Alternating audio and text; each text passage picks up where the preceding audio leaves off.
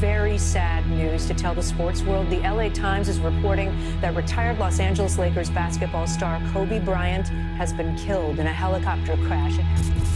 Weather conditions deteriorated once again going into the weekend along the southeastern coast of Australia. 250,000 people. Restrictions on vaping products, the FDA banning the sale of most kinds of flavored e-cigarette cartridges.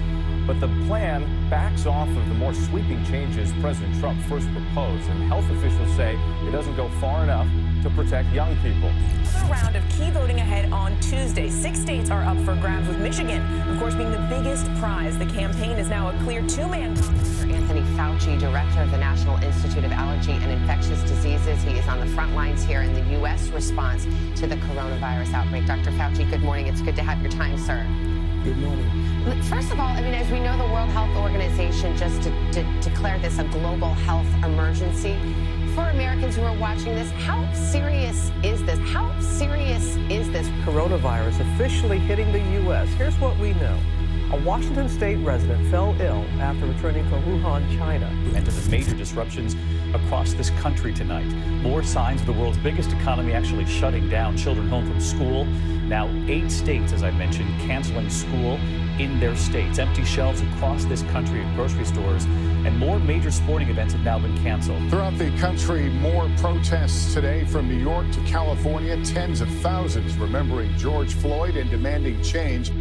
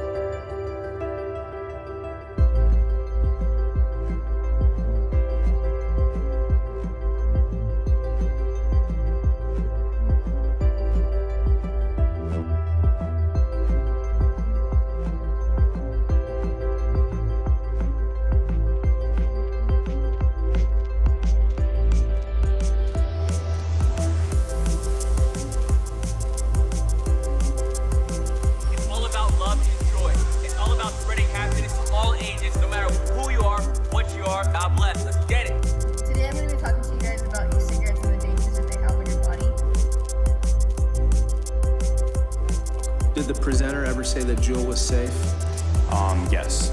Texas is joining 14 other states by raising the minimum age to purchase tobacco products to 21 years old. That's what we have in Texas, as a group of young leaders who have a passion about making sure that their generation is tobacco and nicotine free, that they will be leaving it healthier than when they started.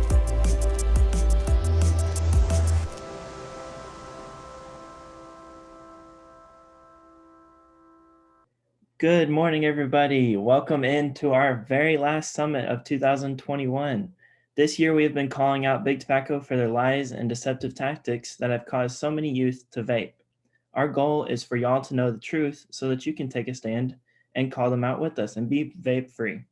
Now, today will be highly interactive, so I encourage you to please take out a pen and paper, pay attention, and interact with us, and we will have loads of fun. With that being said, let's meet all the teen ambassadors staffing today's summit. 3, 2, 1. Here we go! My name is Max Castillo, and I'm from Brownsville, Texas.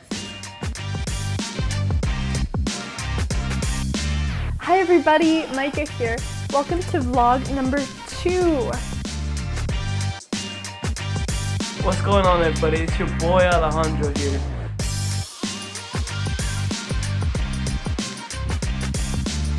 Hey guys, it's TA Maddie May. I feel really weird doing this because I'm at work.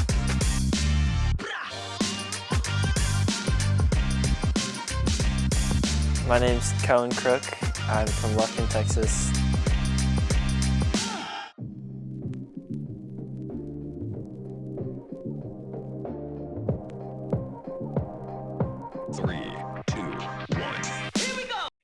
Good morning, everyone. My name is Micah Sanchez. This is my first year as a teen ambassador. I'm 16 years old and I'm a sophomore from McKinney, Texas. A fun fact about me is that I play lacrosse, where I'm an attacker, and I am so excited to talk about advocacy with you today.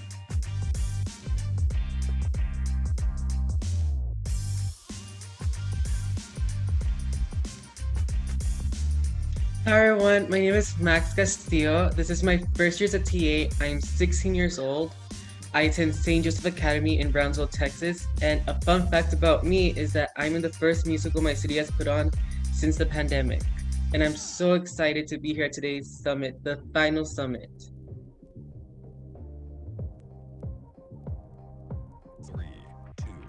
Good morning, everybody. I'm Maddie, and I'm a first-year TA. I'm a junior at Lufkin High School, and we're so excited for y'all to be with us, and let's make sure we keep our energy levels up.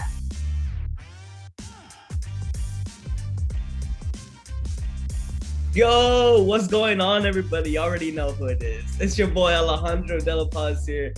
This is my third year as a teen ambassador. I'm from Corpus Christi, Texas. Shout out to 361. And I'm super excited to be here. So let's get started, guys.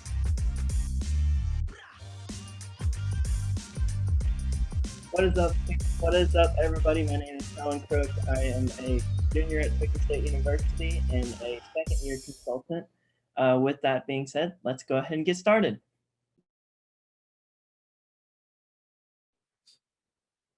Alrighty, ladies and gentlemen, I hope you guys are very excited for the summit because I know I am. Before my fellow TAs and I give you guys an amazing presentation, I want to mention a few things. If you guys did not know, the Texas State or the Say What program is ran by the staff at the Texas State School Safety Center. And they do a lot of research in order to create a positive and safe environment in your school. Speaking of Say What, make sure you guys follow us on all of our social medias, which is at TX Say What on everything: Facebook, Instagram, Twitter. And if you want to see me dance, go ahead and follow us on TikTok. I'm gonna go ahead and pass it off to my dear friend Micah, where we're gonna go ahead and get started. Thank you very much, Alex. So now that you guys are all here, let's talk a little bit about Say What. So first of all, does anyone know what Say What stands for? All right, so Say What stands for Students, Adults, Youth Working Hard Against Tobacco. So Say What is an organization made up of youth, adults, and students who are trying their best to educate their communities about the harmful effects of tobacco. So since 2011, efforts have been focused on spreading the movement and reducing tobacco use across the state through local projects supported by Say What resources. Say What members connect, learn, share, and inspire others to make a positive difference in their schools and communities by utilizing member benefits, the Say What logo, and other graphics and resources to fit their needs. There are so many awesome components that make up Say What, and one of these components are the Say What Teen Ambassadors. So this is my first term as a teen ambassador, but let me tell you, it is so much fun. So what are teen ambassadors? Say What Teen Ambassadors, also called TAs, are high school students passionate about reducing tobacco use locally, statewide, and nationally, and are selected under the advisement of Texas School Safety Center staff. Say What TAs actively lead tobacco prevention efforts in their own communities on a regular basis, lead the summits held each spring, and the annual Say What Tobacco-Free Leadership Conference each July. At the previous summit, we talked all about advocacy, what it means to you, and what it looks like. Then we discussed the 3 levels of advocacy and how to live through them. Then we discussed peer and social pressure and how to resist these pressures into trying tobacco products. And then we went to detail of what level 1 really is. And then we heard from a super special guest speaker who spoke on her efforts in advocacy. Well, today's summit will be focusing on levels 2 and 3. So level 2 is all about engagement. It's how to utilize resources, increase awareness, build relationships to further your advocacy efforts. And level 3 is policy advocacy. This is the last step in becoming the highest level advocate you can be. So this includes making policy changes. We're going to see local versus state efforts within the state, and different types of advocacy opportunities you guys can participate in. But last summit, we talked about my why statement, the passion, the reason we are in tobacco prevention, which is an important step, but another important step is why do we advocate for others? So before we get into level 2, we're going to understand why tobacco prevention advocates are getting involved. So it's kind of like, why do people who recycle are getting involved? It's because they want everyone to recycle, so they set up recycling centers and policies within their community. So we're going to be seeing why do we care to advocate for vaping or prevent or tobacco prevention. So we're going to be today's summit will be focusing on vaping prevention specifically. Vaping can cause a secondhand aerosol. E-cigarettes are really bad for the environment and they're an addiction. We want to end nicotine addiction. But creating the first nicotine generation isn't easy, but it will benefit everyone, not only us and the environment, but benefit the future generations to come because they won't have this harmful, addictive devices within the community. So I have a question. What is secondhand aerosol? Mr. Max, that is a fantastic question, and your boy Alex here is here to answer that for you. Like he said, the first thing we'll be talking about is secondhand aerosol. Secondhand aerosol is basically when you inhale the smoke that is exhaled from someone vaping. So basically, the vape cloud someone swears is so cool is aerosol, and it's harming not only people that walk by, but the other person that is using the vape as well. Let's go ahead and direct our attention to this video we're gonna watch real quick, and yeah, so let's watch this real quick.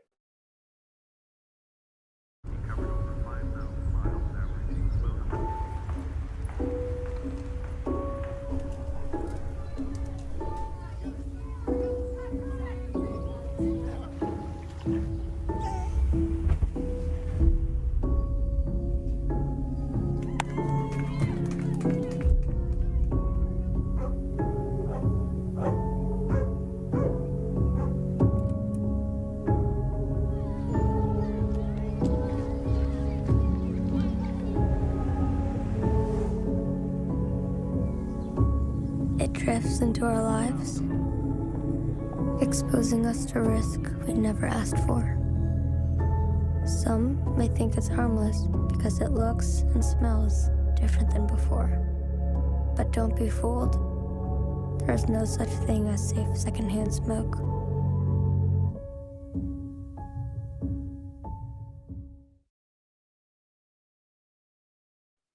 Alrighty, ladies and gentlemen, go ahead and type in the chat how you guys felt about that video. What do you think about it? I know for me, I think it is a great video to talk about something that is so undermined. Sharon says it's powerful. It is powerful. I agree. How else do you guys feel about it? It was kind of scary too. The music in the background was kind of creepy, but I think that there's a reason for that. Heartbreaking. It was heartbreaking. It was sad. Alrighty, ladies and gentlemen. So a common misconception is that the smoke exhaled from a vape is just water vapor, and that is not true at all. There are so many chemicals inside of a vape cloud, and even some of them cause cancer, and cancer is very bad. As you guys know, cancer is like anybody that's ever been affected by someone having cancer in the family. It is not a fun thing to be around, and it's a harmful thing, and you don't want to get anywhere near that. But in case you guys aren't like informing us, I'm gonna give you guys 100% reason why to stay away from these products. As you can see on this screen, there are 8 chemicals listed, and next to the 8 chemicals are something that the chemical is found in. For example, propylene glycol is found inside of paint. So that's what these pictures are talking about. Another one is carcinogens. Carcinogens means cancer-causing chemicals, and these are found inside of vape clouds, not only just whenever you inhale, but even the cloud that you walk next to. There's also heavy metals. So like you see on the slide, there's heavy metals, there's cadmium, and it's just crazy to think that these people are using these vapes and they're inhaling metals into their lungs when your lungs are only meant to inhale oxygen. And the last one I want to talk about is diacetyl, and diacetyl has a story behind it. And if a chemical has a story behind it, that should mean something to you. As you can see on the slide, there is a picture of popcorn behind a set of lungs. And diacetyl is the chemical that causes popcorn lungs. So basically, one time there was a bunch of people inside of a popcorn factory, and while they were working, a chemical was going into the air, and it was caused by the burning of the butter flavoring. And that chemical that was going into the air was diacetyl, and diacetyl was causing everybody to cough a lot and wheeze, and some workers had to stop working because of it. And it was because they had popcorn lung. it's kind of crazy that these chemicals do this much damage to your lungs. And like I said before, your lungs are only meant to inhale clean oxygen. And you know what would make it even worse, inhaling these vape clouds, is if you had asthma. So I don't know about y'all, but I know I have asthma, and I don't even like running because it's hard to breathe sometimes. And as you can see on the slide, it says asthma. When you have asthma, you have coughing, wheezing, chest tightness, and shortness of breath. But what I want you guys to know is these three key facts on the slide. As you can see, it says 11 people die from asthma each day. That is 11 people a day, and that's not good. But imagine how many more people would die because of asthma, or because of the vape clouds that they walk by if they had asthma. It's just not a good thing to mix these two things together. The second fact says pollutants from secondhand aerosol can cause asthma attacks. Like I said, if you go near these products after someone exhaled and you have asthma, it probably is going to make it even worse, especially the chest tightness. The last one says teens with asthma who were expected or around exposed to secondhand aerosol were 27% more likely to have an asthma attack. So like I said before, being near these products when you have asthma increases your chances to have an asthma attack, which then increases your chances for it to be fatal. Overall, these products are just horrible. Not only to inhale, but to just be around. So I'm gonna go ahead and pass it on to Matt. Thank you. All right. So Alex just told you about the health problems vapes cause, and believe it or not, e-cigarettes not only pose substantial health risks to people, they also pose a significant environmental threat. E-cigarettes are considered hazardous waste because they contain a lithium-ion battery. Vapes also contain a liquid called e-juice, which contains chemicals harmful to the environment. And believe it or not, e-cigarette waste is potentially a more serious environmental threat than cigarette waste because e-cigarettes introduce plastic, nicotine salts, heavy metals, lead, mercury, and flammable lithium-ion batteries into waterways, soil, and to wildlife. And unlike cigarette butts, e-cigarette waste won't biodegrade even under severe conditions. All right, guys, open up the chat and let me know some places you've seen e-cigarette litter in your community. If I think about it, I've seen litter like this in my local park, on walks with my dog, and even at the playground. Yep, side of the road, parks, parking lots. I don't know if you guys maybe seen in school parking lots. Yes, beaches, sides of the road. Exactly. All right, and this is very dangerous because e-cigarettes left on the street eventually break down into microplastics and chemicals that flow into the storm drains to pollute our waterways and wildlife. So let's watch a quick video that shows what that entails.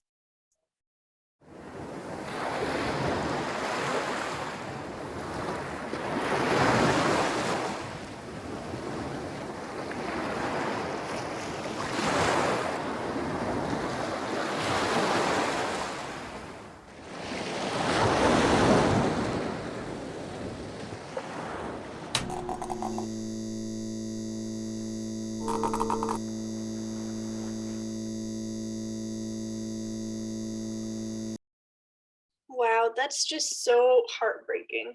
I don't know about you, but I absolutely love animals and I can't bear the thought of them being hurt. And so even though the video says cigarette butts, the same is true for vapes and vape pods. Because like I said, they contain nicotine salts and heavy metals, and this can be leached into soil and waterways or be ingested by wildlife. And also, like I mentioned earlier, vapes are also classified as hazardous waste because they contain lithium-ion batteries. So these batteries are known to explode and cause fires in garbage trucks and waste management plants if they're damaged or exposed to extreme heat. 56% of fires at waste facilities between 2016 and 2018 were caused by mostly lithium-ion batteries. To properly dispose of these devices, they must be safely taken apart, and then the batteries must be fully cooled by being submerged in cold salt water and covered securely with a lid for 2 weeks before they can be placed in the trash. And that's a lot of effort. So let's look at how people generally report disposing of their e-cigarette waste. So many e-cigarette users reported throwing away, improperly recycling, or littering the devices. Only 15% of e-cigarette users reported disposing of empty pods or disposable vapes by dropping them off or sending them for electronic recycling. According to a 2022 survey conducted by the Truth Initiative, e-cigarette users reported how they dispose of empty pods, disposable e-cigarettes, batteries, or other vape devices. So, over half of people said that they throw empty pods or disposable vapes in the regular trash. 17% of people said that they dispose of empty vape pods and disposable vapes by putting them in the regular recycling, which is not designed for e-cigarette waste. And 10% dispose of used pods or disposable vapes by littering them on the ground. The e-cigarette industry is accountable for the environmental effects caused by e-cigarettes and vapes. They are guilty of creating hundreds of thousands of pounds of e-cigarette waste, which presents serious threats to the ecosystem and requires a long-term solution. The tobacco industry needs to facilitate the environmentally safe disposal of their products. Just take a look at the slide. 49.6% of e-cigarette owners said the e-cigarette they use does not provide disposal instructions, which the e-cigarette company should be doing. 49.1% of young people don't know how to properly dispose of vape pods or disposable devices. And 73.9% of e-cigarette users found it difficult to find e-cigarette drop-off sites. There's currently no standardized way to recycle e-cigarettes in the US. However, we're now going to talk about the proper way to dispose of e-cigarette waste. To safely dispose of a vape, you must contact your local waste department about their Household Hazardous Waste Program, also known as HHW, to see if they accept e-cigarettes. If HHW is not an option, remove the battery if you can, and bring the battery to recycling. After the battery has been removed, you can bring the rest of the e-cigarette to DEA take-back days. If they're this dangerous to the environment and so difficult to dispose of, why do people still vape? Maddie, why don't you talk a little bit about that? Thank you so much, Micah. And now we're going to talk about ending addiction. Did you know that nicotine is very addictive? Nicotine is actually just as addictive as heroin, alcohol, and cocaine. These three are known as the world's most addictive drugs in the world, but studies have shown that nicotine is equally as addictive. There's also other things to learn about the brain. Have you ever heard that it is easier for young people to learn things compared to older people? Addiction affects adolescents and teens more because their brain isn't fully developed yet until they're about 25. Addiction also is a form of learning. And since young people learn faster than older people, an addiction can develop faster. And an addiction to nicotine can also prime the youth brain for addiction to other drugs, such as cocaine and heroin. Now we're going to watch a video about how addiction can affect young people inside of school and outside of school.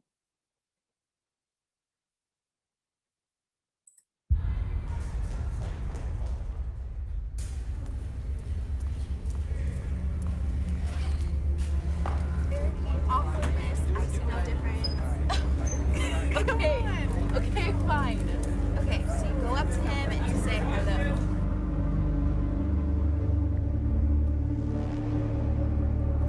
Or we can do something easier like a third of 33. Ah! No, you don't. Got that. No. Yes! There are solids, liquids, gases, plasma. Blinds, please. Now, states of matter are comprised of...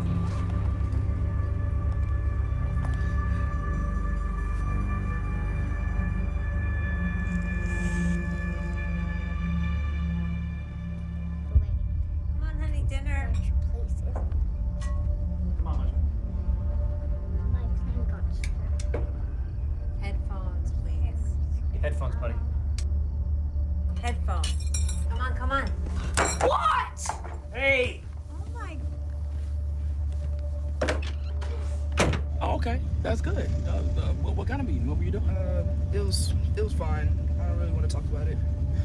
You never want to talk about it, Trey. I said I don't want to talk about it. Wait. Trey, what are you doing? Just get out! What is going on with you? Get out! Listen to me. Get out of my room! Andy! Get out of my room, okay? No, I will not get out. Get out!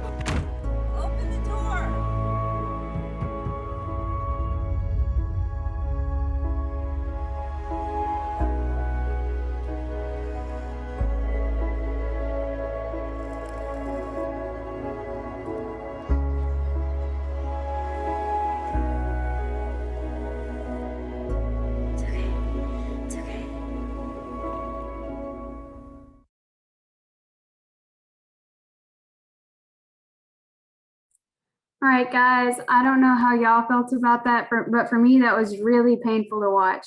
Comment down below in the chat, like we talked about earlier. How did you guys feel about that video?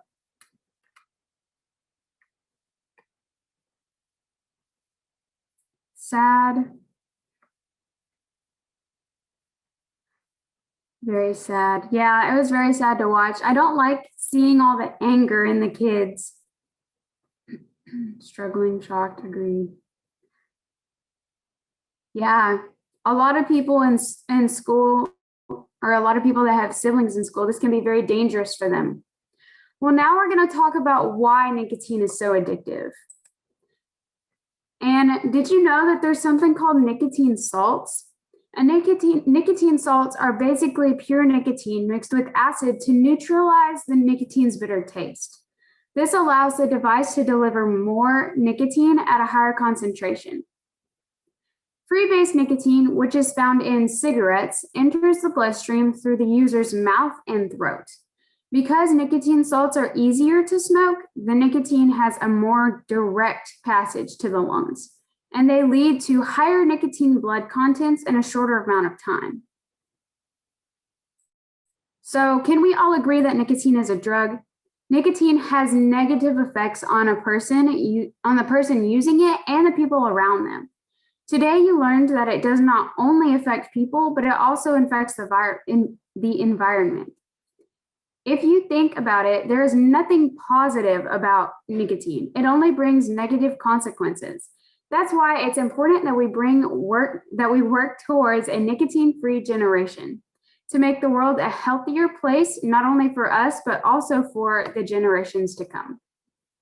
Because we are actually moving on to level 2. So we finally finished re-understanding why we're advocating it, and we're putting it all into action now. So level 2 has 2 steps before reaching level 3.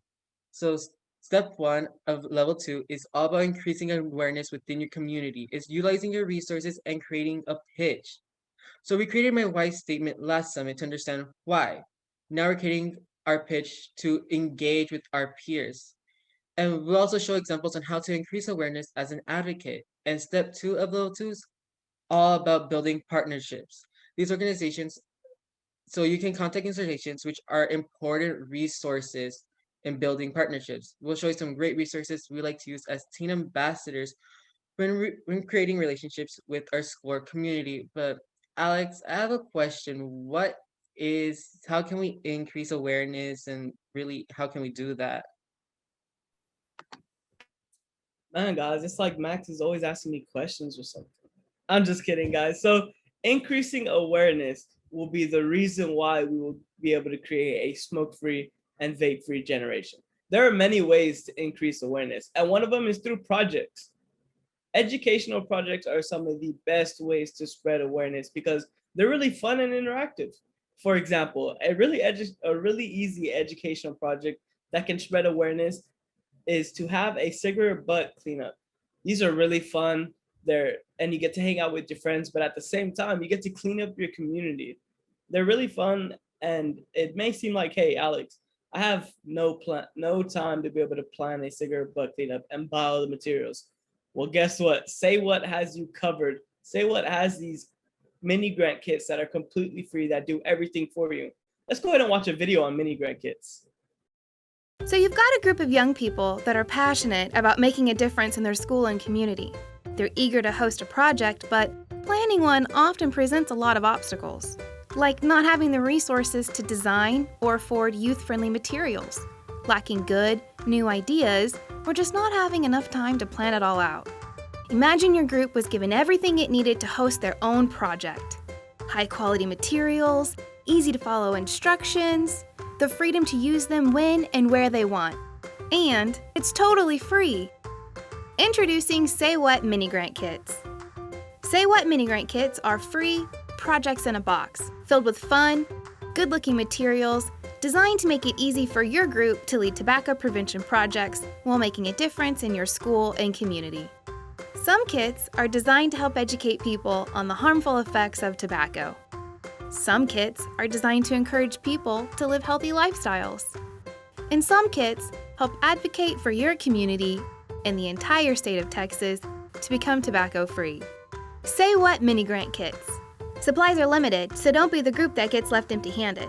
Apply for your very own Say What mini grant kit today.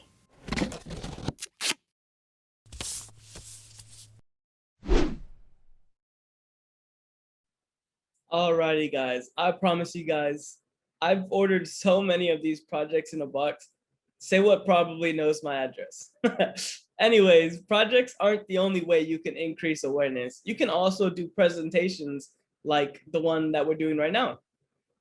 I know you guys may be thinking, Alex, if I had no time to do a cigarette butt cleanup, what makes you think I can create a presentation?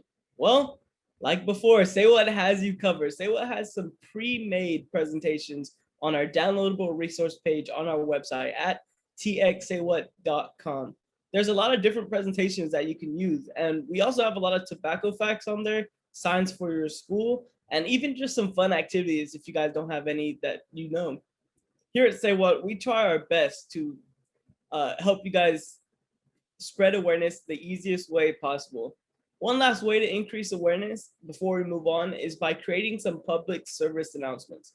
You can do public service announcements at your school over the intercom. For example, at my school, sometimes I would go on the intercom during Red Ribbon Week and just give some facts about tobacco products so that people could become aware of these dangerous products. Another one would be public service announcements through your media. For example, sending in some public service announcements to your local media, like your news stations or the newspaper. And those are just some great ways to increase awareness throughout your community. Now that I've showed you so many great ways to increase awareness, there's something you have to do before that. You have to figure out and learn how to use your voice and use your passion to advocate for the cause. My friend Micah is going to show you guys how to create a pitch that you can use during your advocacy efforts. All right, thank you, Alex. So like you said, we're going to work on constructing your pitch. So we want you to write a concise, carefully planned, and well-rehearsed description of your advocacy efforts that anyone would be able to understand in the time it takes to write up one floor in an elevator. So now it's time to get out your pen and paper, Word or Google Doc, or however you want to write it. But before you get started, let's look a little closer at what your pitch will be made of. All right, so your pitch will be fairly short, around 30 seconds, which is around 100 to 150 words. All right, it's time to get started. So you should open your pitch up with a hook. A hook is something interesting that will catch the attention of the person you're speaking to. A hook can be an interesting fact, a short story, or a question. So when writing a hook, think of what would capture someone's attention right away. Remember, you're hooking their attention. You should make sure to have plenty of passion in your pitch to show that this is an important issue. Passion shows that it's important to you. So it's also very important. So it's important to you. And so they kind of understand that maybe this is something that should be important to them too. And so it's also very important to end the pitch with a request, giving the person you're speaking to an opportunity to act. So now you know how to write your pitch. Let's take a quick look at a sample pitch I wrote. All right, so did you know that tobacco use is the #1 most preventable cause of death? Nicotine addiction is a clear public health threat for youth today. Tobacco use can lead to severe lung disease, severe COVID-19 cases, and addiction to other, more harmful drugs. In 2020, almost half of Texas youth tried using tobacco products, with the majority of these teens using e-cigarettes. We must act quickly to reduce youth tobacco use. You can get involved and help protect Texas youth by attending our virtual conference in July or by joining my community coalition, the Coalition for McKinney-Drug-Free Youth. So if you look at my pitch, you can see that I opened with a hook, I have some interesting facts with passionate statements, and I end with a request, giving them an opportunity to help. Okay, now that you know what your pitch should look like, I'm going to give you 5 minutes to write it. Remember to open it up with the hook, keep it 30 seconds or less, and answer the questions who, what, when, where, why, and how. And once you're done, if anyone wants to share their pitch, you can put it down in the chat or use the raise hand feature and you can share. If you have any questions, you can put those in the chat too, and one of us will answer it. All right, your time starts now. I believe, Max, didn't you have a pitch that you wanted to share with us? Yes, I have a pitch. So my pitch is, did you know that nicotine is just as addictive as heroin or alcohol? Vaping and smoking are a public danger for everyone. Tobacco can lead to numerous health problems down the line, and not just for the person who's vaping or smoking, but also for the people around that person. I care for the health for everyone, and secondhand aerosol smoke can get people really sick. You can get involved making the first tobacco-free generation by attending the conference this summer in July, or you can join my community group in Brownsville, Texas. Great job, Max. That is perfect. You had a hook, you had passion, you had some really good facts in there. Great job. All right. Does anyone else want to share? If you want to share, you can use the raise hand feature and we'll try to unmute you, or you can put it in the chat. Let's see. Okay, I see one in the chat. So it says, this is from Joanna. Nicotine addiction kills. In 2020, almost half of Texas youth tried using tobacco products. Most of these teens using e-cigarettes. Tobacco use can put you at risk of severe lung infection and cancer.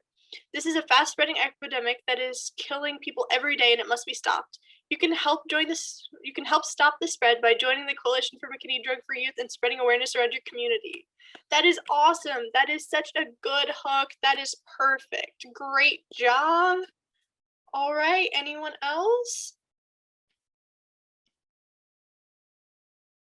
No, I don't think so. Great job, everyone. So great. And then if you wanted to share, but you didn't have time to today, or maybe you weren't quite ready to share it, you want to work on it some more, you can post a video of you giving your pitch and tag us at TXSayWhat on any of our social media platforms, and you could be featured on our page. All right, great job, everyone. Thank you so much for participating. All right, Maddie, why don't you introduce our next topic? Thank you so much, Micah. And now we're going to talk about building partnerships. Having a pitch can be really, really important for building partnerships. And the most important part about level 2 is also building partnerships with decision makers, so we can also create change as advocates. Change can occur at the school level, local level, statewide level, and also the national level.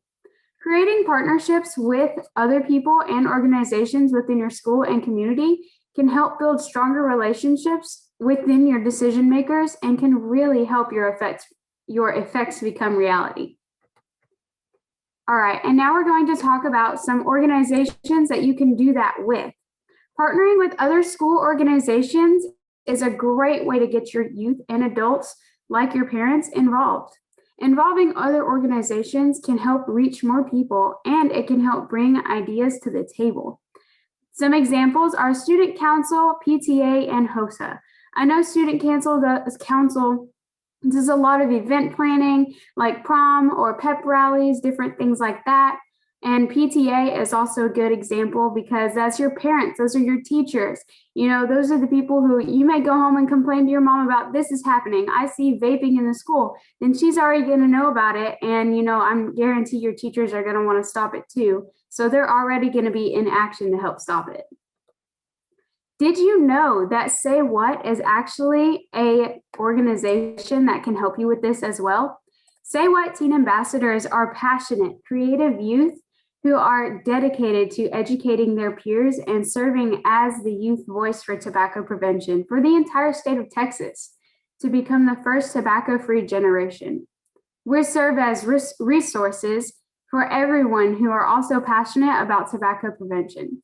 So if you ever have any questions regarding tobacco prevention, don't be scared and feel free to reach out to me, any of the other TAs that you see on the screen, as well as consultants or anybody that is involved with Say What. All right, guys, now we have the school administrators, your principal, counselors, the school board members. Those are all important people that you can build relationships with, because not only do they give you permission to do these products, but they have to have a say in the matter. Trying to change your school's policy to make sure that e-cigarettes are addressed is really important, and you're going to need an adult. They'll be the ones to agree with you and help you update the school's policy for tobacco products. This is another example of community organizations. You have Lionsgate International, the Boys and Girls Club. I know we had one of these at Piney Woods where I used to go, and they would help kids after school while the parents are still working and during the summer, give them something to do, a place to hang out, friends to be, they'd have snacks. There's also the Rotary International. These are all very great organizations. You also have TPCC, partnering with local coalitions. Local coalitions have similar goals to work and promote and advocate for healthy lifestyles or other community members. TPCCs, or Tobacco Prevention and Control Coalitions, are local coalitions who focus on creating a tobacco and nicotine-free generation by encouraging communities to promote individual and social change within members of their local community. They also support and work to promote compliance for enforcement for all tobacco prevention laws. If your community doesn't have a TPCC, they probably still have a local coalition dedicated to protecting other youth communities as community members, and you can join and become involved with. All right, guys, now we're going to move on to Max, who's going to tell us about elected officials. Yeah, so making yourself known to lawmakers is important because they're there to listen to your ideas. They're the ones that can create laws within your community. Working with elected officials may seem scary, and when I started working with the ones here in my city, I was very nervous, but they truly enjoy hearing from youth advocates and learning about topics they are passionate about, and this is very true. She's like the one I'm really working with right now to start some projects is very passionate about this, and we're both so excited to continue with it. So young people can drive innovation in policy by providing new ideas and solutions into policy processes.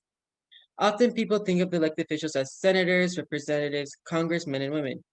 However, numerous local positions are elected as well. City council members, mayors, judges, superintendents, and sheriffs are all elected to their office, and they're all there to help you guys reach your goal with tobacco prevention. Say What has a whole entire section on their website dedicated to helping you work with elected officials. This page includes guides to start a conversation with an elected official and advocate for tobacco prevention. Creating a relationship with your local media will spread your message to the farthest parts of the community, which can really benefit you guys. You can participate in a radio interview, send an opinion letter to your local newspaper, and invite your media to your project community efforts. Well, today, guys, we have two TAs who both have their own experience with their local media, Maddie and Alex. So Alex, what was your experience with your local media? Man, working with the local media is always a great experience.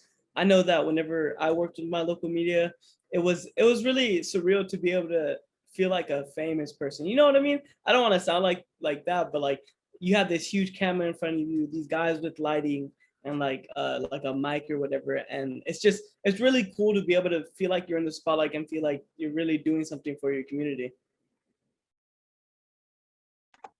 Maddie, the same question to you. What was your experience with your local media? Well, I never got to see. I'm sorry, y'all. I never got to see like any cameras or newscasters, anything like that. But I did get to do a podcast as well as sending in like press releases with JP, who asked me questions, and I kind of just sent him the answers. And it was really nice to be able to do things like that. But it was kind of nerve-wracking, if that makes sense.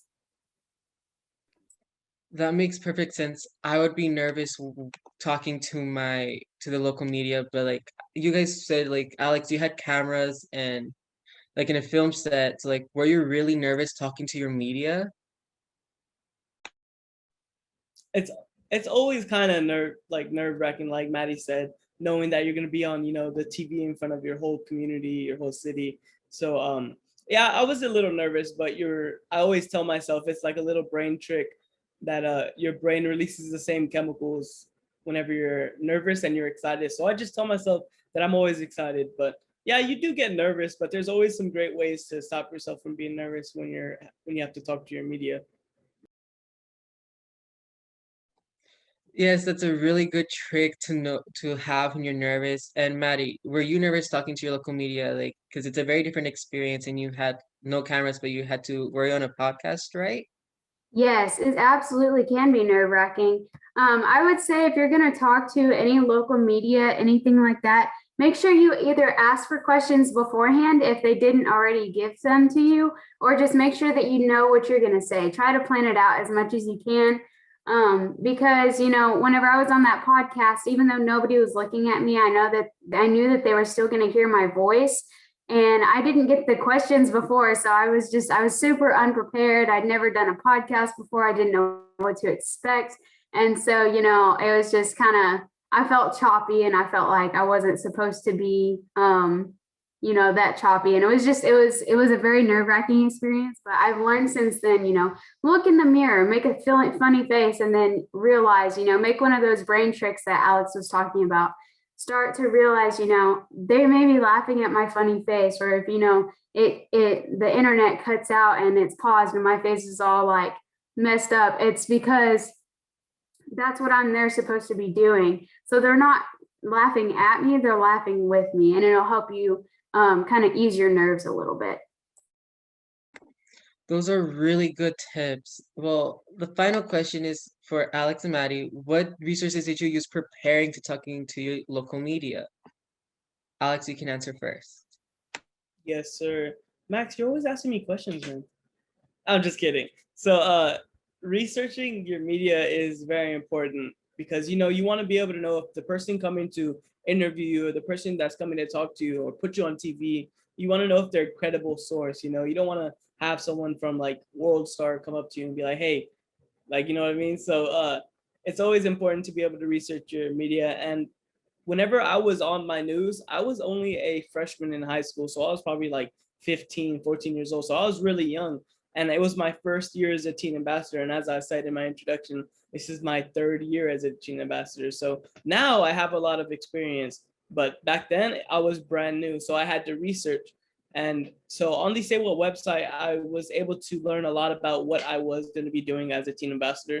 And I was able to talk to the media and give them some really, really good sources and really good facts due to my research using the Say What website. But I wasn't just using the Say What website. Of course, I was researching the news station that was coming up to me. That seems really good. And Maddie, what resources did you use? Well, I did use a lot of the Say What resources, like Alex said. I also used Truth Initiative. Both of these give really, really good fact sheets so that you can go on their website, you can look at their resources, look at all their facts, make sure you know what you're talking about. And they just have a bunch of different videos that you can get things. They have updated things like, what's going on in the world, what just happened, what's going on with this certain business. And so it can really help you whenever you're trying to plan what you're going to say. And that is so good. Like, I'm ready to get my own interview just from your tips. And Say What has a whole entire section dedicated to working with your media in your community. So this section includes guides on how to do a radio interview, press release, and so much more, guys. So if you're really having a hard time on what to do to contact your media, go to the Say What website and look for the page. Now that we finished level 2 of what advocacy looks like, it's now time to level up and move on to level 3. In this section, we'll be talking about the difference between school policies, local, and state policies. We will also be talking about local tobacco prevention efforts that have been happening in our states, and as well as different kinds of advocacy opportunities. So we're going to start with school policies. If you want to create a school policy, you'd probably have to reach out to your school board members, superintendent, or your school polices. That right there is a picture of me. I'm looking kind of dusty, but we're not going to talk about that. I am actually giving a presentation to my local community college. I'm actually in high school and college at the same time. So I should be graduating with an associate's degree by the time I'm out of high school. So during this presentation, I was at my community college because there's supposed to be a smoke-free campus. They're supposed to, not allowed to be, or not supposed to be not able to smoke on campus, which is good. It's a really great policy. But the thing is, what got me was that there's these huge ashtrays that are around every single corner. And if we are a smoke-free school, why do we have these ashtrays? You guys know what I mean? So what I did was I contacted my sponsor, which would kind of be like a school board member or a just a member of your school. And I talked to her and I was like, hey, how can I get into contact with the president of the community college? And so she got her email and everything for me, and I sent her an email. I sent the president an email, and they sent me to the vice president to give a presentation to. So that's me right there with my twin sister giving a presentation. So in order to create a school policy, like I said, you want to be able to research these policies because you never know if your school has a smoke-free policy. And most of them do, of course, but there's one big thing that stands out. Does your school policy include e-cigarettes? If it doesn't include e-cigarettes, then you can just try to update it instead of creating a school policy. If you update it to where it includes e-cigarettes, it would make your school policy 10 times better. The next one would be local policies. This one would include your mayors, your city council members, your sheriff, and the local ordinances that are in place. An example of a local policy would be something like a smoke-free park. So in Corpus Christi, we have a park called Cole Park. It's a huge park that is public and everybody goes. There's a skate park, a playground, there's a bunch of trails. It's really, really popular. And I wanted to see if it had a policy in place to where you could not smoke in these areas. And it did. It said that you're not allowed to smoke in these areas, but it did not include e-cigarettes. And that's what we want to do. We want to be able to increase or upgrade the policy to where it includes these products, because these products are on the rise and these are going to be the things in the future that are harming our youth. And so what I did was I would go up to some of the local police that are always around there because it's a public park and they want to make sure everything's going good over there. And I asked them, hey, do you see a lot of people smoking here? If so, what do you guys do about it? Like, what do we do? And yes, Jen, that's a campaign. Does your policy need an upgrade? That sounds like an amazing thing. I'm gonna have to research that. So yeah, so local policies are very, very important. And if you guys would like to create one, try and look at our website where we are able to, where it shows you guys how to talk to your local officials or even just some people that are in bigger places. The next one would be your state policies. This one is the big one. This one includes your governors, your senators and representatives, and statewide laws. An example of a state policy would be Texas 21. Before Tobacco 21, actually, before I talk about it, does anyone in the chat know what Tobacco 21 is? Tobacco 21, let's see who knows it. Tobacco 21. It's kind of like Texas 21. Let's see if anyone knows it. Maddie does. Kayla, you are correct. So Tobacco 21 raised the legal age to buy tobacco products to 21 instead of 18. So that was very important because then your brain does not stop developing to the age of around 25. So it increases to where it doesn't do as much harm as it would if it was 18. So before there was Tobacco 21, there was Texas 21. And in this picture, you see Campaign for Tobacco Free Kids, and they're trying to pass their Texas 21. And Texas 21 did pass. So we joined a couple of states that had raised their legal age to 21 before the whole nation raised theirs to 21. So if you were to want to help change your state policies, like I said, you want to get in contact with the governor, your senators and representatives, and research your statewide laws. On the next slide is something that is pretty cool. We're going to be talking about the types of advocacy opportunities. So the different kinds of advocacy opportunities would be updating your school policies to increase or to include e-cigarettes. We talked about this whole time. This is very important because you guys know more than anybody that e-cigarettes are going to be the big thing in the future, and everybody, all the youth are using them right now. So we want to be able to include your school policy to where it says that, hey, we do not want you using these on our campus, so that it'll reduce the usage amongst the youth. The next one would be another great way to increase the awareness. It would be to create a smoke-free ordinance. And on the slide, it says Horizon City Council unanimously passes a smoke-free ordinance. And if you guys do not know what the word unanimously means, it means that every single person on the city council voted yes to it. Everybody said, yes, we're gonna pass this. And shout out to Kayla Madrid in the comments. She helped pass this smoke-free ordinance, and she's also a teen ambassador. So round of applause to Kayla for helping pass these amazing ordinances. And another thing that I want to talk about is a pretty cool thing. So on this slide, you see a map of the United States, and where you see a baseball is where a stadium is actually banning tobacco products.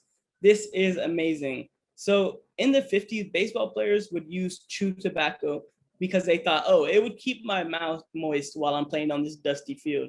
And honestly, they didn't know in the 50s about how dangerous these products were. And now that we do, people are realizing, hey, this should not be allowed in my stadium. This should not be allowed here. And that means something. If you guys think about it, these corporations are huge. These baseball, like the MLB, it's a huge company. So if these companies are banning things like tobacco in their stadium, you think that these things mean a lot. You think that their players mean a lot to them so that they don't get hurt or they don't get injuries or diseases because of these products.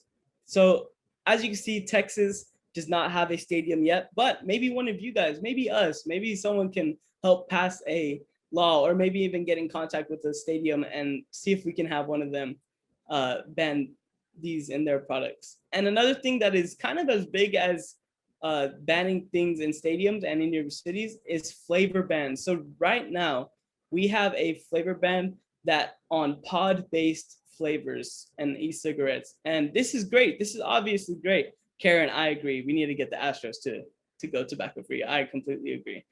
But so we do have a flavor ban right now, but it's only on pod-based flavors. We need them to ban all flavors, including menthol and mint. And the reason why I want them to ban all of them is because as soon as they ban the pod-based flavors, the company Juul kind of disappeared. Have you guys heard from Juul in a while? In the chat, has anyone seen Juuls in a while? No, it's because the youth want these flavors. The youth that are addicted to nicotine want the flavors. And since Juul only has mint and menthol now, they're not using them. So they averted to something called puff bars, and puff bars kind of found a loophole to where they don't have, or their flavors aren't banned because they're not pod based. So they have all their flavors. So we want to be able to ban not only pod based, but all flavors, including mint and menthol, because if you eliminate all flavors, I believe that the amount of youth using these products will go down drastically. Now, moving on to the next slide, my dear friend Micah is going to tell you guys some great information that even I didn't know. Thank you very much, Alex. So I don't know if you guys knew, but this year is a legislative year for Texas. So our state elected officials meet every other year, and they are meeting in Austin right now. Let's take a look at some of the tobacco prevention efforts that are being discussed at our state's capital this session. So they're discussing an e-cigarette permit, an e-cigarette tax, and a flavor ban. So let's get a little bit more in depth. So firstly, the Senate has proposed a bill that would help regulate e-cigarette sales by requiring stores that sell vape products to have a special permit. Businesses like corner stores and gas stations already have a tobacco permit in order to sell tobacco products like cigars and cigarettes, but vape shops that only sell e-cigarettes don't. This slide shows you an example of a tobacco permit. Having a law that requires businesses that sell e-cigarette products to have a permit is important in helping reduce youth vaping rates. It allows tobacco enforcement programs to make sure these businesses are following our tobacco laws and are not selling to minors. According to the U.S. Surgeon General, increasing the price of cigarettes through strategies such as excise tax increases are an effective policy intervention to prevent initiation of tobacco use, promote cessation, and reduce the prevalence and intensity of tobacco use among adolescents and young adults. The same is true for e-cigarettes. Above is a map showing the different excise tax rates across the country. As you can see, currently, Texas does not have an excise tax on vapes. There is currently a bill in the House proposing an excise tax on e-cigarettes. If this bill gets passed, this will mean that the prices of these products will increase, and this will make it harder for youth to access these products. Another focus this legislative session is to ban flavors including mint or menthol. So like Alex said, these are two flavors that are not currently banned. Senator Blanco introduced a bill that would prohibit all flavored tobacco products, including e-cigarettes. Unfortunately, nothing has happened with this bill so far. Alex, why don't you introduce our special guest for this morning?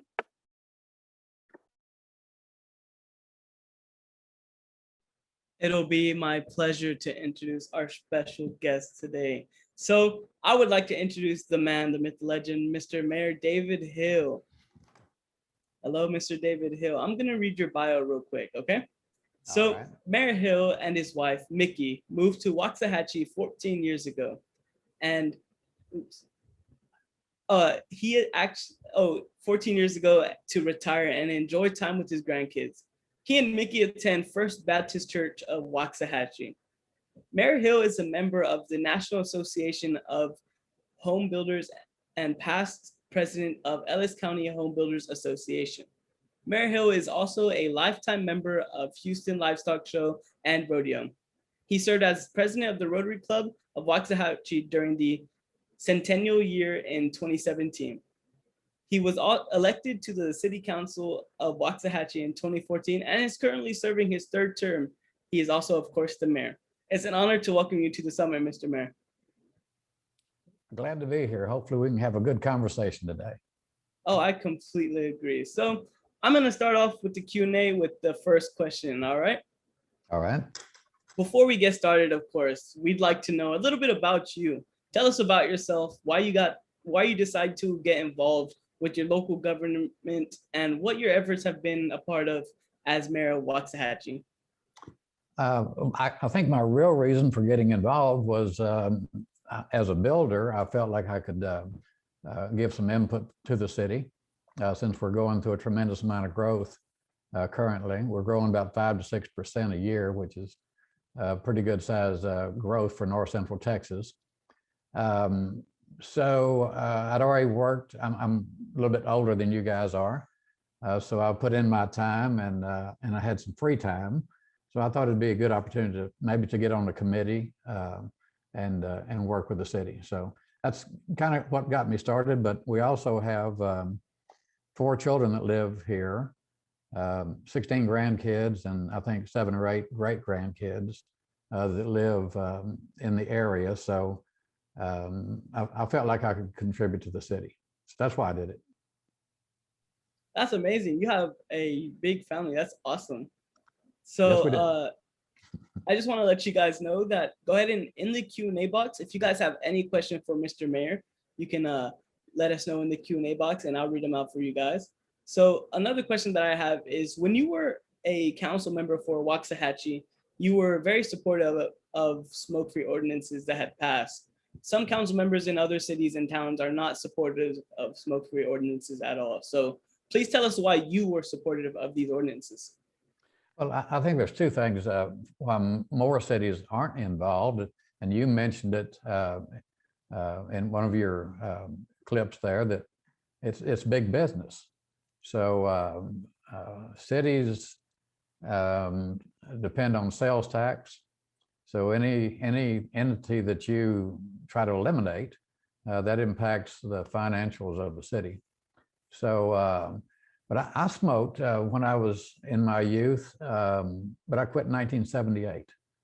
So my hook, and I didn't write it down, but my hook has always been, I was driving down the street in Houston and I saw a billboard that said, did you know that while you're smoking that cigarette, you're slowly embalming yourself? It has formaldehyde in it. So I didn't know that. And that was the day that I quit smoking cigarettes. I threw everything away, went home, cleaned up ashtrays, threw everything out of the house. And that was 1978. So it's been quite a while since I quit. But all the other advertisements I saw didn't make sense until that one sign spoke to me. And I said, well, that's not a good thing, to be embalming yourself. So they'll do that later on in the end, but I don't want to do it today. So that's what I did. And then if you don't smoke and you go and sit in a restaurant and somebody lights up 5 tables down from you, it's very offensive. And you know the impact of secondhand smoke. So it was a no-brainer for me when I think Sherry Phillips came to me and said she would like to get an ordinance passed. I said we'll do that. It wasn't popular. So if you get into politics, it's not always easy. It's an easy decision to make. It's a hard policy to police, and you have to be ready for the ramifications of that. Everybody won't be happy with you. So. Yes, sir. So that was amazing. You said so many great things in there. A question aside from my pre-questions is, do you think how hard was it for you to stop smoking? Like you said, after seeing that billboard and after it spoke to you and you threw everything away, was it hard to stop? Oh, no, I started eating a lot of sugar then. So you get, I mean, it's like anything. You try to compensate for that. And so, so you do other things, eat Snickers or candy or something, but it didn't take long. I mean, once you quit, things start to taste different. Your life does change. But what I found also, and I know people that smoke and a lot of our youth, their life is scheduled around their smoking. So if you've got a meeting at 6 in the morning or 7 in the morning, you know that you got time to smoke 2 or 3 cigarettes. Before you get to your meeting, you got time to take a breath mint, brush your teeth, whatever you're going to do. And then your next meeting is not till 3, so you do the same thing over and over. So you kind of schedule all your vices around your meetings, and you'll even postpone meetings so that you can enjoy your vice. So it got to where in my life, it was kind of managing what I did. I knew where I was going, how long it would get there. So if I wanted to smoke a cigarette, I knew I had plenty of time to do it. And I carried mouthwash and toothpaste and toothbrush in my truck so that I would be fresh and nobody would know I was smoking. The whole time, I reeked with cigarette smoke. So you can brush and do all that and still walk in a room and everybody still says, wow, what have you been smoking? So I think that was part of it. It controlled your life as well as alcohol and other issues. But it wasn't easy to quit, but I think after about 90 days, you start feeling a whole bunch different. So your life changes. Yeah. That is amazing testimony. Everything you're saying right now is just kind of like mind blowing. It's awesome to be able to see or hear how it was for a past smoker. And I know everybody listening and everybody, all the TAs are like, dang, like, because of course we research all this and we do a lot of presentations, but it's a different type of experience to be able to, listen to someone actually explain how it was to them, and hearing that these products, like you said, were controlling, and everything surrounded or revolved around that. It's really great testimony. And I have a question from the chat from Miss Joanna. She says, what advice would you give to youth trying to work with officials to pass flavor bans, age restrictions, or any other type of policies? What is the best way to get officials' attentions and get them to listen?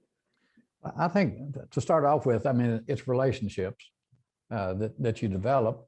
And even though I'm on city council, even though I'm a mayor, I'm still a father, a grandfather, a husband, and so we're people just like you are.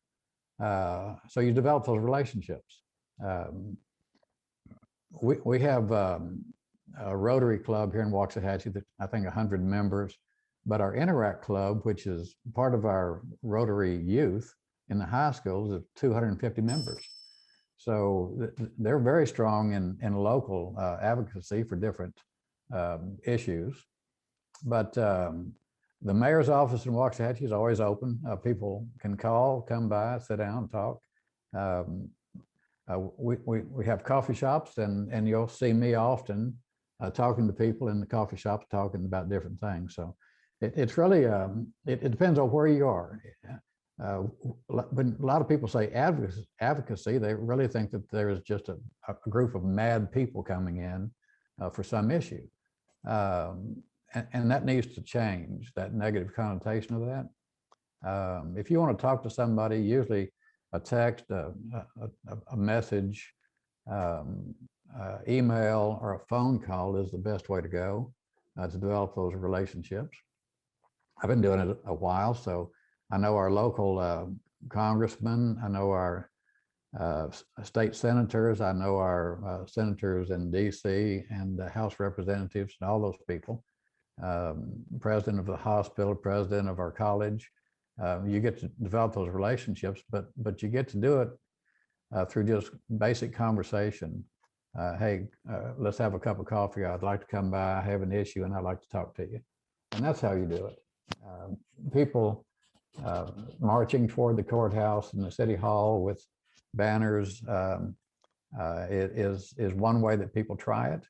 But most people just want to talk. So if you've got the time to sit down and talk with somebody, generally you'll come to some sort of a resolution or agreement. And so I encourage people, and especially while you're 17, 18 years old. You need to reach out to those elected officials, your city council members, your mayors, and just say, we'd like to come by and talk. And we've got an issue and we'd like to discuss it with you. You get an appointment, you go out and sit down face to face and look them right in the eye and say, here's our issues. And you'll be surprised how you're accepted. So that's my advice. That is very, very motivational. I know that just after listening to what you have to say, it makes me want to go talk to my mayor and be like, hey, what's up? How you doing? You know what I mean? So I know. Yeah, exactly. Yeah. I know that one of my fellow TAs has a question for you. So Micah, you want to go ahead and ask that question real quick? Of course, thank you. So my question for you is, what advice do you have for youth who are interested in serving as an elected official in their future? Like, how should they get involved? What are some things they can do as a young person who may not be able to vote yet? Like, how can we start getting started with that? Well, I think you're doing it now. So this is all foundational. Everything that you do, everything that you learn, civics. If you do, they still teach civics in school now? I don't know, but you would think they would. But I don't care if it was scouting. That's a foundation for public service. Boy Scouts, Girl Scouts, Explorer Scouts, and things like that. But it's as you grow. I don't think you wake up one day when you're 35 years old and say, hey, I think I would really like to get involved. I think it's a lifestyle that starts with your youth. And you're either that's I guess your goal in life is to be a servant, and you have a servant's heart. And those are the kind of people that come out. And my wife is saying Interact Club with Rotary, for instance. That's high school. And then there's college also has a Rotary clubs for that as well. But it's not just a one moment time when you say, I think I want to run for city council. We have people that try that, but they have no foundation. They have really no knowledge of the city. So are they effective when they get there? And the answer is no. It takes, if your city has, our city has $100 million budget. So that's a lot of money. And we're developing an awful lot of business, roads, wastewater, water treatment plants, and all kinds of infrastructure in the city right now. So you need to be knowledgeable of that. So whatever you pursue, whatever your position is that you're pursuing, you need to be knowledgeable about it. And that's what your youth affords you that time. The further you got in life, you won't have that time to get your education. But now is the time that you start that process. So I think what y'all are doing with this is great, and you'll be surprised how you mature through the process, and you'll be able to go in and sit down and talk to anybody with confidence and not be scared in any way. So I applaud y'all. I think you're doing a great job, and that's how you started. So thank you very much. Does that answer your question? It did. Thank you very much. I appreciate that. Okay. Thank you, Mr. Mayor. So that kind of led me into my next question, actually, is you were talking about how all the things you do as mayor and the $100 million budget that you have. Is mayor your full-time job, or do you have another job? And if so, how do you balance being an elected official, your family, and your career? I think I was a home builder, built custom homes. So when I first got on city council, I was still building homes, and recently I just closed my business. Not because of COVID, but I just got tired of building, and I was busy. I was probably busier with city business at the time. So, but I go to meetings every day for the city. So even if you have a job, it's really difficult, and it's a non-paying job, by the way. They don't pay the mayor here, nor the mayor pro tem or city council members. We all volunteer our time. Larger cities obviously pay you, and that is your job. Here we do it because we enjoy our community. So, but I'm old enough to kind of retire a little bit and not work, so I can give more time to the city. But it's not just working in the city, it's working with North Central Texas Council of Governments, your regional transportation committees and things like that, trying to secure funding from the state for highway developments with TxDOT. So larger issues other than just taking care of a pothole in downtown Waxahachie. So having to balance it now with anything other than my wife and family is really all I have to do. So everybody can't do that, and I understand that. I completely agree, and it must be a tough job to be mayor, and I don't think I could do it, at least. So, but everything that you've said so far has been absolutely amazing. And I actually have a question from our program manager, Ms. Kathleen Bates. She asked, earlier you mentioned everyone wants to serve. So what has it meant to you serving your community for the past several years?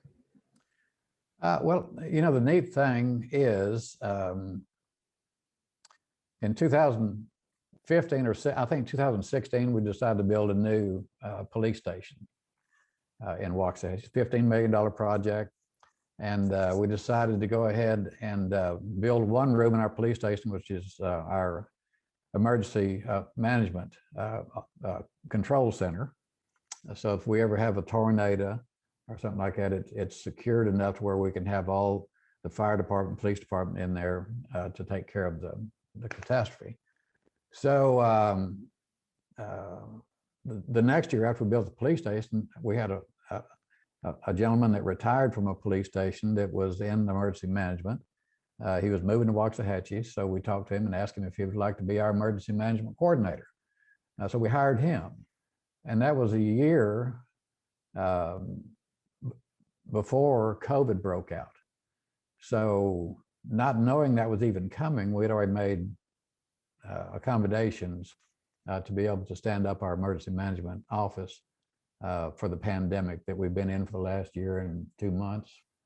So I think doing that and not even knowing why I did it or why the city did it kind of tells you that there's someone in control of this mess that we find ourselves in. And just knowing that you're doing what's good for the city. You're trying to be fiscally responsible with the money. You're trying to keep taxes down low. You're trying to build affordable housing. All that goes into the mayor's office. So we don't just ride in parades and wave at people. We actually have to sit down and do some hard decisions on what we can do, what we can't do, what'll have to wait 5 years out in our planning. So that's just parts. I mean, we have a city staff of 350 people. So, and they're busy, 5 days a week, planning things for the city and making sure everything runs well. And so it's more than just the mayor. The mayor is only one member of city council, but everybody looks at me if something goes wrong. If it goes right, they look at everybody else. So. So you're kind of like the Batman of the city. You're like kind of like undercover. That's right. When the light goes on, I see my sign and off I go. That's right. Awesome. I kind of feel the same way with my school. I mean, it's not as, I'm part of student council. It's not as big as mayor. I mean, but I do feel like, so I'm kind of like you. I want to serve my school like you do your community, and I care about my school. Even if I don't know some of the people there, I want to make sure they have a great experience at the school. And same way with you, I want them to have a great experience in your city. But it's the same. Mine's on a different scale than yours, but yours is equally as important. I mean, you're influencing people. You're influencing people in the direction that you think is best for them. And I do the same thing. I've got 50,000 people, and you've got whatever's in your school or whoever you impact. You don't know your impact. I mean, when you do podcasts and this, what we're doing right now, the people that are watching that are engaging in this forum are being impacted by whatever you say today. So it's far outreaching, and it's not just limited to your physical footprint. Awesome, awesome. I have a question from another TA actually. So Miss Maddie would like to ask you a question. Hi, Mayor Hill. Hello. I also I did have a question. So you talked a little bit before about like how you came to Waxahachie to retire and spend time with your family. And you did mention that you became mayor to kind of get involved with your city, but can you explain a little bit more about maybe what was going on or any other details that you would like to share about why you became mayor? Well, it was, Maddie, I appreciate that, but really I came here kind of to retire, but I went to the city and asked them if they had any committees or commissions that I could join. And actually, we lived right outside the city limits. So they said you have to live in the city to serve on city commissions and committees. So I went home and told Mickey, that's my wife, I said, we bought the wrong house, evidently. We live outside the city, so we have to buy inside the city. So we put the house on the market in Palmer, Texas, and within maybe 2 or 3 weeks, moved to the city, bought a house. Went down to the city and said, we just relocated. We'd like to have an application to fill out to serve on the committee. And they said, well, we don't have any openings. I said, wait a minute. I just sold my house and moved to the city, and you don't have any openings. So, but that's how it kind of started. And I would serve on the cemetery committee. It didn't make any difference to me. I just wanted to be a part of the growth of the city. But one day at church, a fellow walked up to me and he said, have you ever thought about running for city council? And I said, no, I haven't. I've never run for a political office in my life. I'm a home builder, but I would love to serve in some way if I could. Planning and zoning, anything, just get me on a committee. And he said, just run for city council. So that's what I did, and I won the first year, and I ran again, I won, I ran again, I won, I ran again, won. So, but in our city council, we have home rule, which means the city council, the 5-member board elects the mayor. So that's how I got to be mayor. The other city council members voted for me to do that, and maybe because they didn't want the work to do. You never know why they put you out front. Maybe I'm a better target than other people or whatever, but that's how I got there. And I love it. I told my wife if I'd known it was this much fun, I would have got involved years ago, because you really get to listen to the people, and they come and they talk, and you have to be able to sit and listen. And with open meeting, not with open meetings, but state law, during public comments at a city hall meeting, we can't respond. We have to listen to what they say, and they get to say that whatever they want to say. And then they can just go sit down or leave, and we have to sit and take it. So you have to have a certain temperament. You can't get mad every time somebody offends you, because you'd be mad all day long. There's always somebody that doesn't like what you're doing. But if you really believe in your heart that that's the right direction to go. And when we talk about a majority and unanimous votes, we do that often. Most of our council are all on the same page as far as the direction the city's going in. So does that answer your question? Yes, sir, it does. I'm really glad to see how your mindset is. So I love how you said, you know, if you were mad at everybody, or if you got mad every time somebody offended you, then you'd be mad all day long. I think that's a great mindset to have. And also somebody running their city or, you know, town, whatever occupation it is, just to have that mindset and also to love what they're doing just as much as you do is a really great thing. So thank you. Thank you. Mr. Mayor, another TA also has a question for you. Mr. Max is going to ask you a question. Okay. So you mentioned, Mr. Mayor, that like you love doing this part of becoming mayor and like serving your city. So what is your favorite part about being a mayor of your city? I think well, because I get to make decisions. that's the most fun. You know, the funny thing about it is people actually listen to you if you have a title. And I always felt like they never did when I didn't. So when you become mayor, and you have to be careful with that, but when you become mayor, really people will stop and listen to what you have to say. They may not agree with it, but they'll at least give you the time and space to give them your point, or try to get your point over. But we've been able to do a lot of stuff in the city that I'm very proud of. When COVID-19 came out, you're not wearing masks today. I assume you're social distancing and all, but Waxahachie is only a town of about 45,000 now, but we're in Ellis County, which is about 200,000 people. So our nearest hub to get a vaccine was in Tarrant County, which is Fort Worth, or you'd have to go to Dallas to get a vaccine, but we didn't have one here. So we're a county of 200,000 people. So we started asking the state, Texas Department of Emergency Management, and the CDC if we could have a hub in Waxahachie. So it took a lot of phone calls to a lot of people with more authority than we have, but they finally decided we could have a hub here in Waxahachie. So Baylor Scott and White, as well as a couple of other mayors in Ellis County, helped with the program, and we got Baylor, our senior center here in Waxahachie, set up to do vaccines. So we've been doing it for about 12, 13 weeks, and we've vaccinated probably 70, 80,000 people in our community. We wouldn't have been able to do that had not someone said we need to. And I was a part of that and able to help get that together. So when you're able to do stuff like that, and you get nothing out of it, all you get is people getting their first and second shots.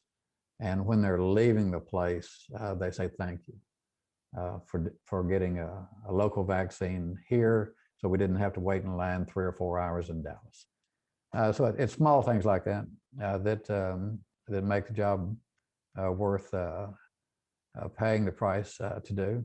So proud of that one deal. So how's that? That's just amazing that you're able to accomplish that. Like, I'm just in shock that you're able to, and that so many people vaccinated as well.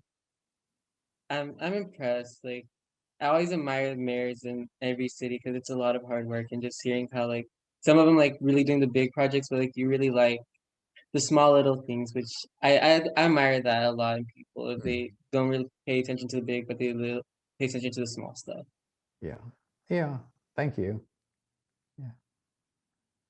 So from selling your house to becoming the mayor of Waxahachie, you've had to talk to a lot of people, and especially in your community.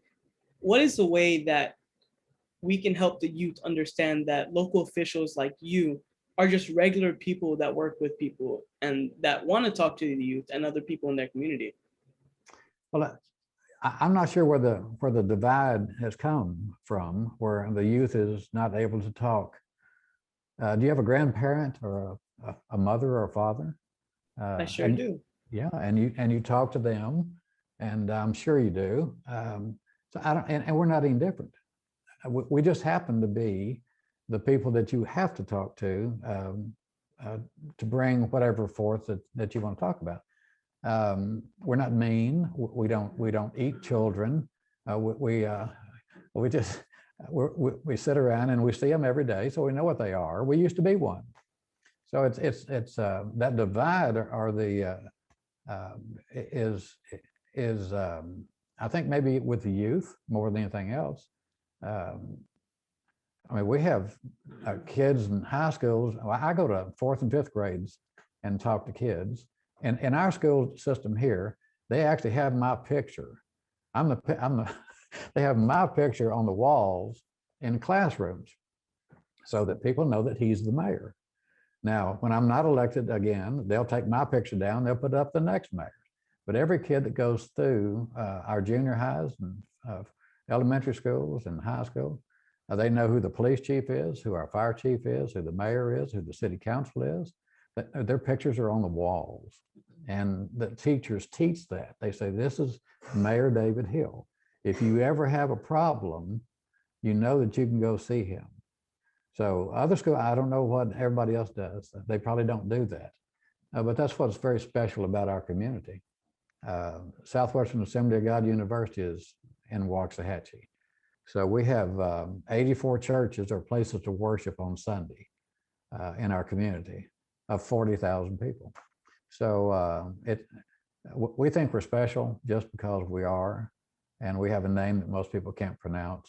And if you don't pronounce it correctly, we know you're not from here. So, but I think people are more inviting to that open conversation than what most people really think. I think we got a bad rap in the past. People say, they're just out for the money. Well, there is no money. We don't get paid. So I don't know where we're profiting by doing anything. So call your elected officials, send them whatever, how you communicate.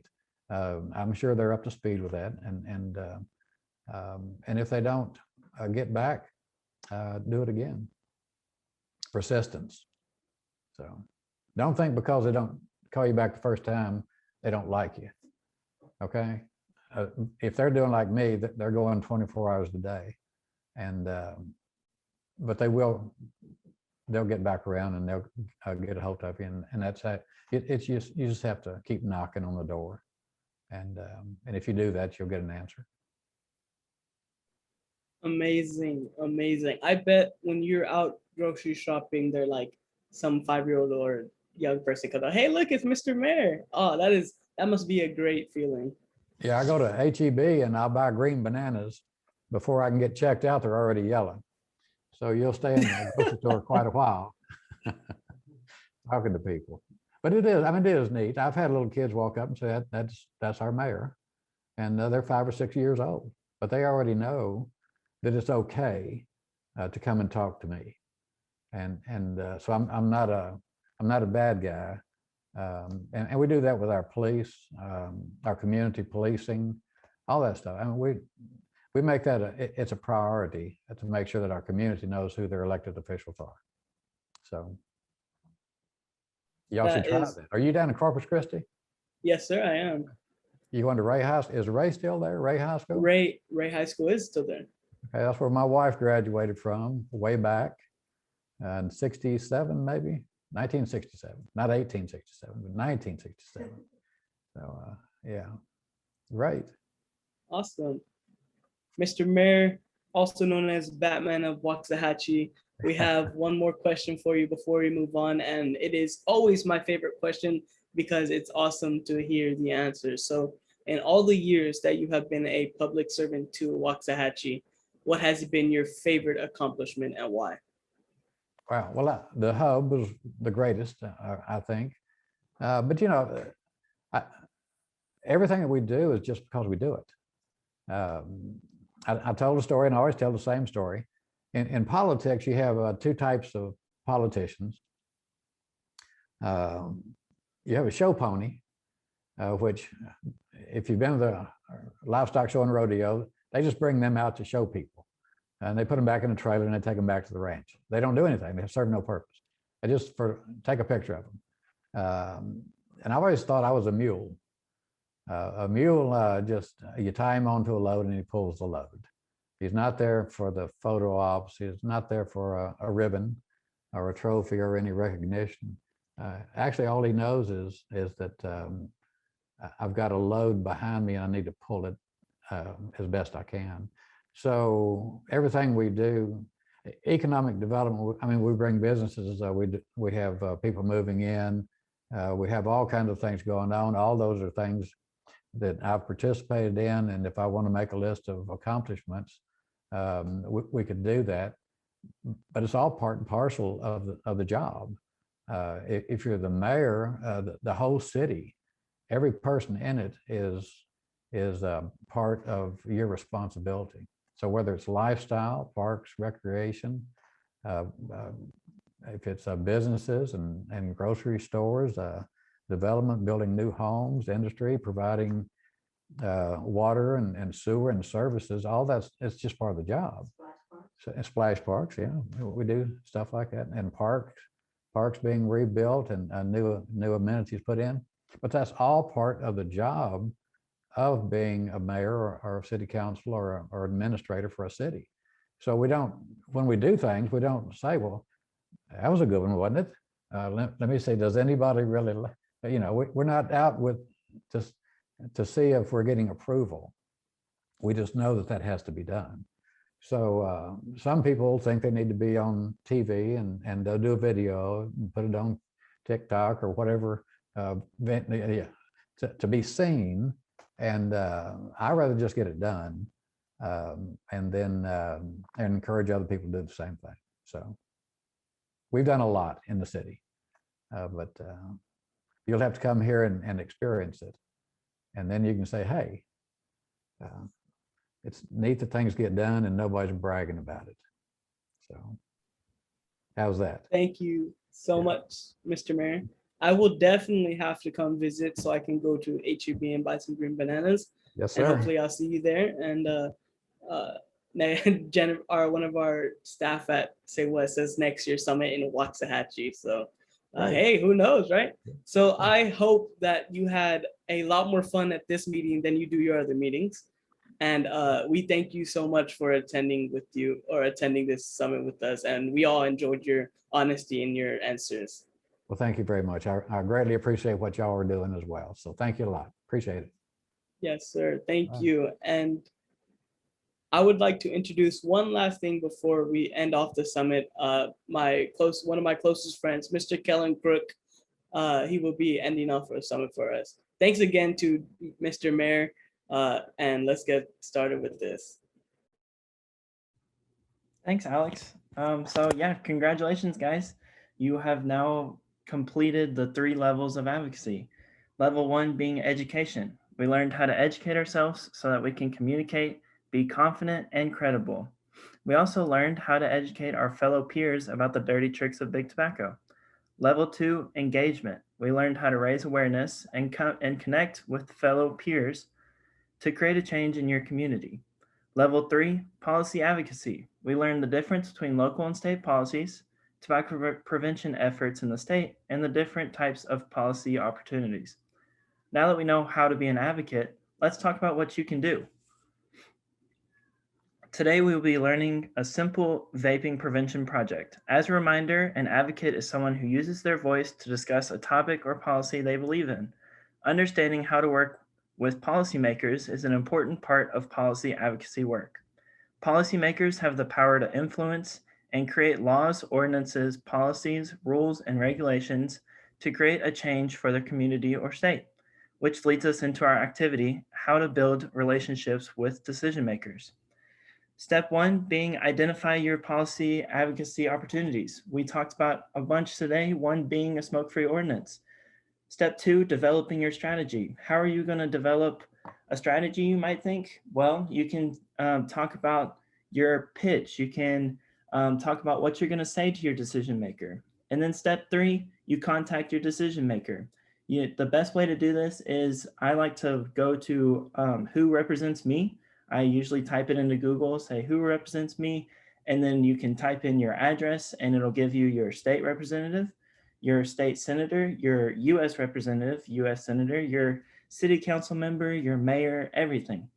And then step 4, you prepare for your meeting. So you just basically take your strategy and you start to fine tune it to where you are ready to meet with them, which is step 5, where you just meet with your decision maker. Building a relationship with your decision maker is crucial in advocacy work. Scheduling meetings and using your voice shows not only that you are committed, but it shows that you are a good source of information to create a change. Now, I know that was a lot of information that I just threw at you, but on your email, there is a guide that will help you get through this activity. Since this is our last summit, here is a short recap of our 2021 summit season. We have talked about COVID and how bad it has been on the world, the epidemic-sized youth vaping rates. Dr. Wong made connections between COVID and vaping, exposure of the dirty tricks of big tobacco, and we showed you how to become an advocate. So what's next for us? Well, we create the first vape-free generation. What you can do is you plan out your prevention project that I just spoke about. Make sure you do it. We really encourage you to do it. Then you report back to Say What staff by sending your project into us via email or on social media. We also want to say, with your pitch, Micah said that you could record it and post it to your story. We would be able to post it to our story if you tag us, and we will be able to give you a shout out. You also will receive 3 hours of community service for attending the summit today. Watch for all the recorded summits on our website and be on the lookout for conference registration. Now, guys, I know conference is a huge thing, huge. And it's going to be really fun this year. Although it's virtual again, like last year, we are going to make it really great. So just be on the lookout. It looks like we might be able to have a link by next week. So make sure that y'all have your calendars ready and that y'all are ready to register for conference. So unfortunately, guys, it is time for us to wrap up the summit and for us to say goodbye. So I'm going to turn it over to the teen ambassadors for one last goodbye. Hi guys, thank you so much for joining us. We had so much fun helping y'all. Yeah, thank you guys so much for watching. I really enjoyed talking about advocacy with you.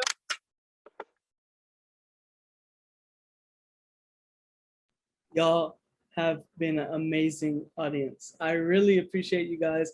I hope you guys enjoyed, and I hope to see you guys at conference. Bye, everyone. Thank you for coming. You were such an amazing audience, and can't wait to see all of you at the conference in July. I'm so excited for conference.